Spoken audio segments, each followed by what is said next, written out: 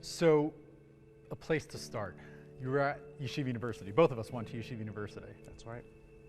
What did you study there that you then went to be an investment banker at American Express?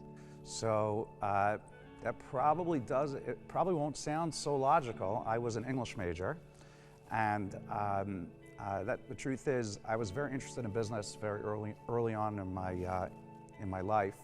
And I read a book called One Up on Wall Street by Peter Lynch, who used to be pretty famous. I don't know how famous he is today, but he used to run what was the largest mutual fund in the country, Fidelity Magellan, and he was the one that actually propagated the buy what you know mentality in the stock market. So he would say, if you like to take a coffee at Dunkin' Donuts, you should probably buy the stock because you know something about it that that other people don't.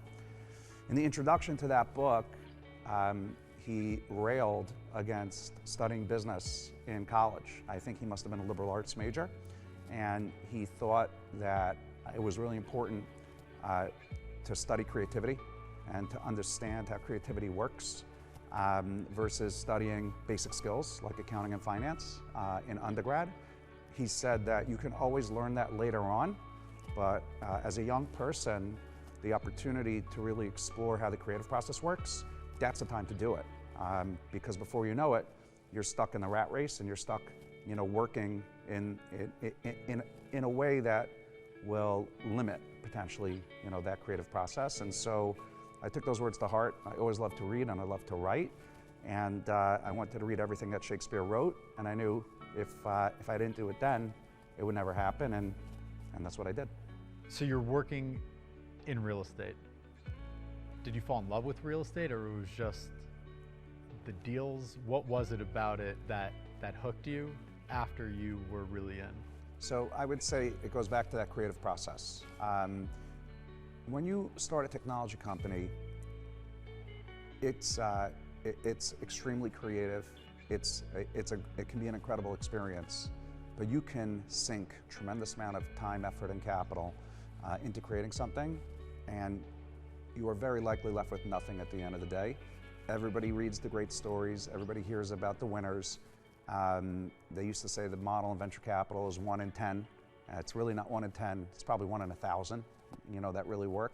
The vast majority of these businesses fail, and you've expended a tremendous amount of time, effort, and energy, and like I said, capital to make that happen. Real estate's a different model.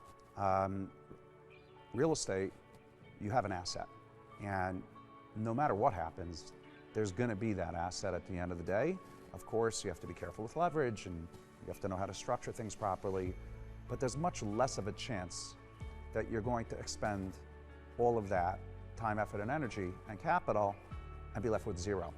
And I felt that would be a much better place for me to spend my time, and I would still be able to use my creativity in all the different facets, from design and construction and leasing and capital formation, buying and selling. And I love the idea that I could travel the country, I could travel the world for that matter, take ideas from all different parts of the world, and then insert them into parts of the world where they have not yet been seen. Yeah, it was just another way to utilize my creativity and hopefully have something that I could be proud of at the end of the day that will be there forever.